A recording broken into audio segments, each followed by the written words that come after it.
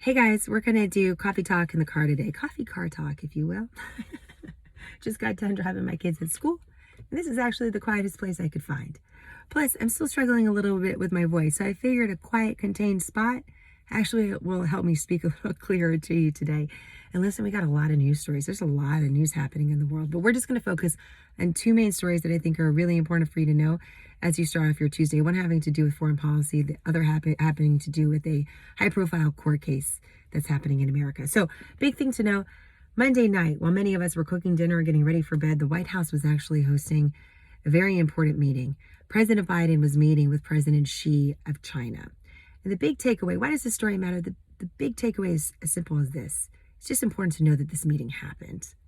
That this was the first meeting of its kind between President Biden and President Xi, talking about the two largest economies in the world, some of the most prominent military powers in the entire world, and countries that are really important to each other, but have a lot of tensions as well for a myriad of different reasons. So the fact that this meeting happened is important. It was a virtual meeting that took place. It took place over the course of 3 hours, so really far into the night at the White House. I'm interested in the timing of it. I don't have any great insight into that.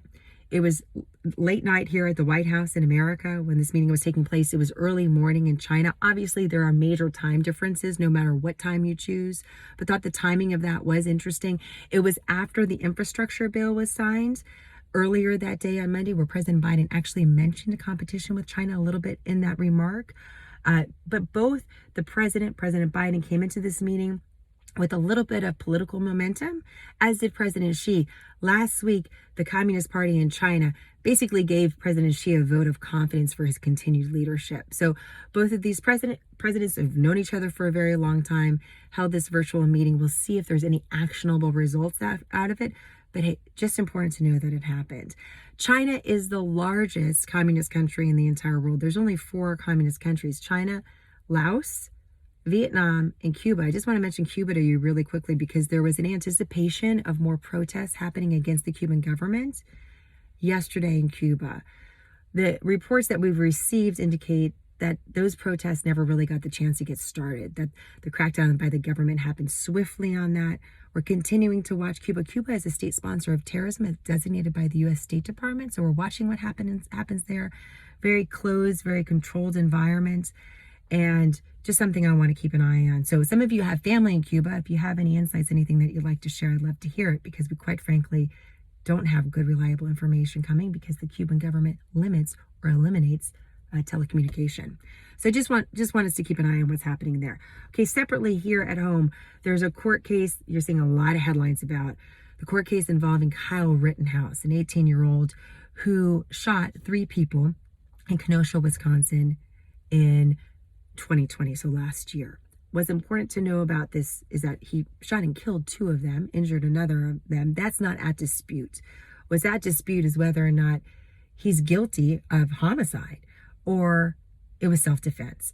The jury has this trial now, has the case. So it's in the jury's hands, and what the jury will determine, we don't know. Commonly, the common belief is that the quicker that the jury comes back with the decision, the more it will favor the prosecution. So just something to keep in mind, but you never know. Juries can be really unpredictable. What I thought could be valuable for you today as we're waiting and looking for the results of this case, and this story is, yes, about Kyle Rittenhouse, but it's about a lot of other things surrounding this story that have to do with the events that happened in 2020, having to do with politics, law enforcement, race in America. And I just thought, just want to retrace our steps because there's an interesting part of this. The incident that caused the domino effects that led to the shooting by Kyle Rittenhouse is sort of forgotten in some of the reporting. So what is that incident? The incident happened between Jacob Blake, a black man, and a white police officer. The police officer was responding to a call about a domestic dispute. There's some controversy and different stories about what happened in the period of time between the police officers show up and between when the police officer actually shot Jacob Blake several times, paralyzing him. What's important to know is that Jacob Blake and the police officer, they never went to court. They never actually faced trial. Prosecutors in Wisconsin chose not to charge the police officer with any crime. The Justice Department under President Biden chose not to charge the police officer with any crime as well. Jacob Blake did face charges having to do with what happened before the police officers arrived, but he had a plea agreement, and he's facing probation because of that. He has probation because of that. So what actually was the catalyst for a series of events that now we're covering actually didn't go to a court case in a traditional sense. But now we are watching a court case because of the series of events that happened after that. I thought that was just sort of interesting to note, because sometimes in the news we do a bad job of retracing our steps for how do we even arrive at this story. So we're going to have more of details on that case coming out on our website. Of course, when we hear from the jury, we'll let you know. So those are a couple stories for you guys to watch today. Plus, we're watching continually what's happening with the pandemic. A lot of news bubbling up about that, and a series of other big stories happening overseas. So watching what's happening with Poland and Belarus. I know you guys have a lot of questions about that.